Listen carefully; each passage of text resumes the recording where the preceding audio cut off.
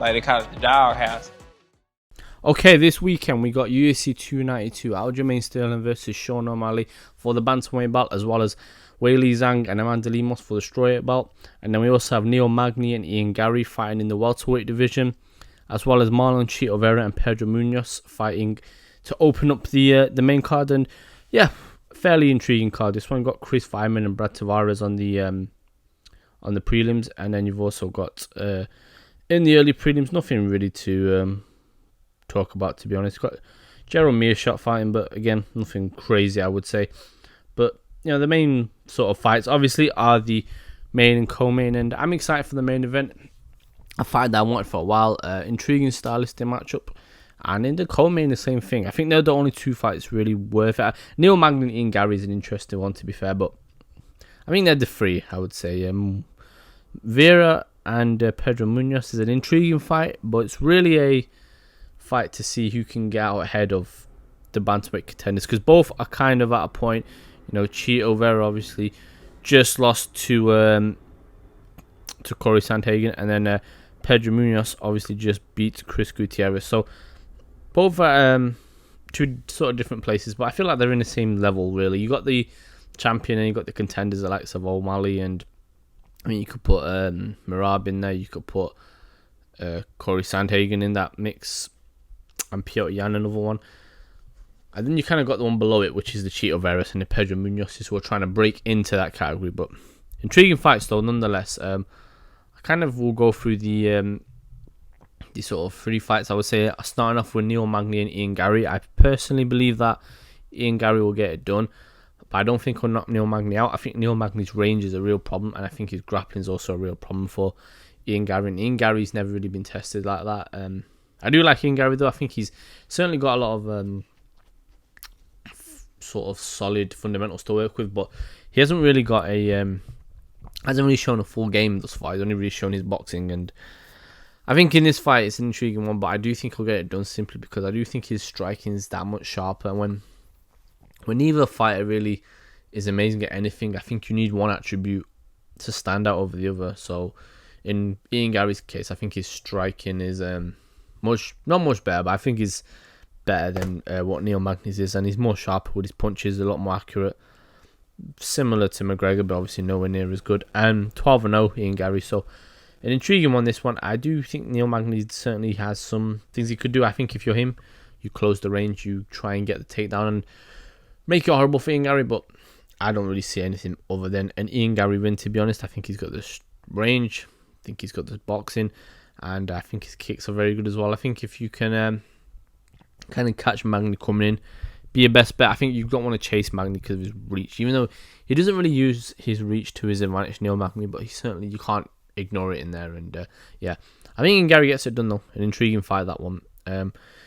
Going on to the co-main event, we have Weili Zhang and Amanda Lemos. For Amanda Lemos, obviously her last fight, she got the win over Marina Rodriguez, a fight which I actually thought Rodriguez would win, so a very good victory from Amanda Lemos. And then for Weili Zhang, obviously her last fight was the win in which she got the belt back over Carla Esparza. Variation of, I don't know, like a bulldog choke / a rear naked choke, but a good submission nonetheless from Weili. And I think now she's at a point where I feel she's a bit more mature now. When she won the belt, she was just explosive strike. It was crazy. Now she has more of a full game. She has a submission game. Her wrestling's improved. I think working with Cejudo has done that. And Amanda Lemos is no joke. She has excellent jiu-jitsu. She's extremely big for the weight. I think she's very strong. And one thing about Lemos as well, she, in a way, not saying the same level, reminds me of like almost a female Kamaru Usman in how she kind of fights, comes forward a lot. I don't personally see her causing that much problems for Weili, but I do think she's a worthy contender, is what I'll say. The strawweight division currently doesn't really have any real standout names at the moment. I don't think there's many that really kind of, I don't know, stand out. If Tatiana Suarez was still in the division, you could say her, but I don't really see I don't see much.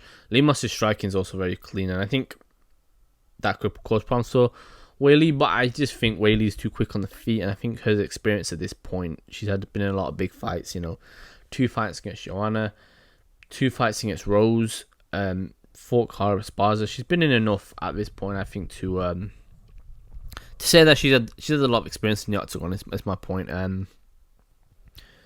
I will say, though, I think she gets the ground and pound finish in the 3rd round. I could see Weili sort of tagging Limos on the feet. Limos is very quick on the feet. I do think it will be competitive on the feet, but I could see Weili timing a takedown perfectly and then just mounting her and landing enough shots and really getting into the right positions. And I think it'll be hard for Limos to get her off. And then I do believe Limos has dangerous jiu-jitsu, but I do think it'll be enough. And then I think Weili will just mount and ground and pound her away until she gets a stoppage. And yeah, interesting place women's MMA at the moment. I don't think there's many fighters that really stand out to me. Obviously, Valentina's got a fight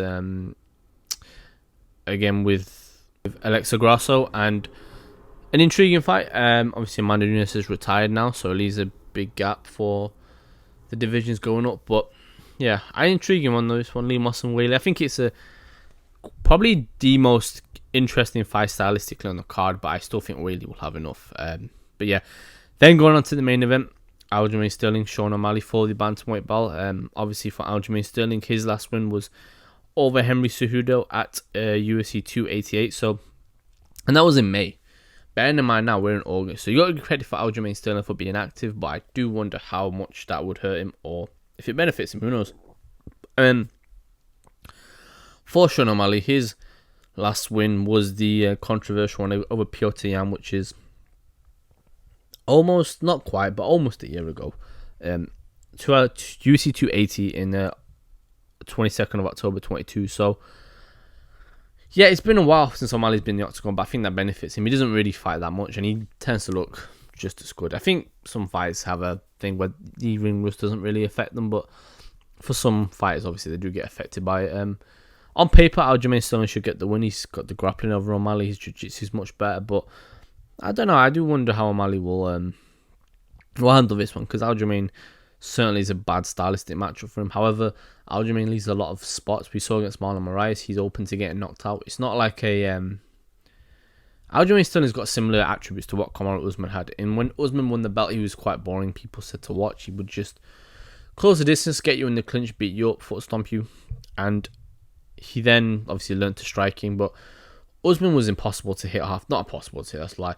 He was easy to hit, but he wasn't easy to knock out. He would never put himself in spots where he could get knocked out. And Aljamain Sterling is similar, but the difference with Sterling is that he's very wide open, very wild. It's almost as if he makes it up as he goes along. Whereas Usman's like a machine. He just keeps coming forward and forward. And he wasn't like the hardest guy to hit, but because of how he used to fight, he'd make it hard for you. And he has a good chin as well, Usman, and that's what made it difficult for the likes of Masvidal and even Gilbert Burns to really land anything flush come the 2nd and 3rd rounds, because they weren't able to stop Usman from coming forward. And Usman marched Burns down with the striking in their fight, but then with Masvidal, he was just sort of, in the first fight with Masvidal, he was able to sort of just get a hold of him and not let him move. But Aljamain Sterling doesn't have this. Aljamain Sterling's very wild, open. Piotr Jan knocked him down in their fight, and he's easy to hit, Aljamain Sterling, and he hasn't got the greatest defense either. So it does make me wonder if O'Malley can catch him coming in, if he can defend the takedowns. I think if you're O'Malley, you go for the legs, you slow Aljamain Sterling's feet down, because he moves like a wild octopus in there. I think you blast the calf kick. I think you make it hard for Aljamain to move. I think you have a lot of success, and I think I could see O'Malley tagging him and putting him out cold. I also could see him outstriking him for 5 rounds, because that's what Piotr Jan pretty much did.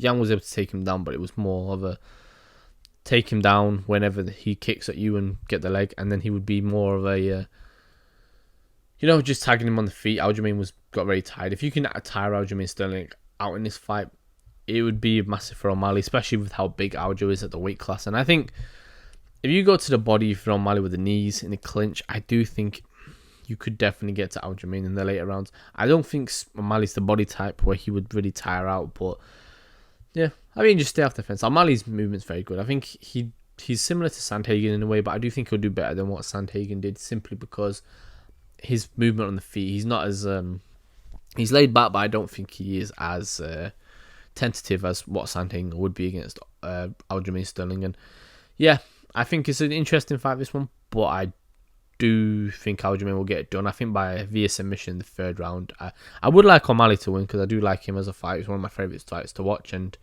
I do believe he has the marketability to be a champion, even though he's not the greatest on the mic. But I do like O'Malley, but I just think Aljamain will get it done. However, one thing about O'Malley, and we've seen this with some fighters, if you can't take him down, then you've got to try and deal with him on the feet. And on the feet, I don't think there's any question to who's better. I think O'Malley's got a wider range of striking. I think he's got kicks.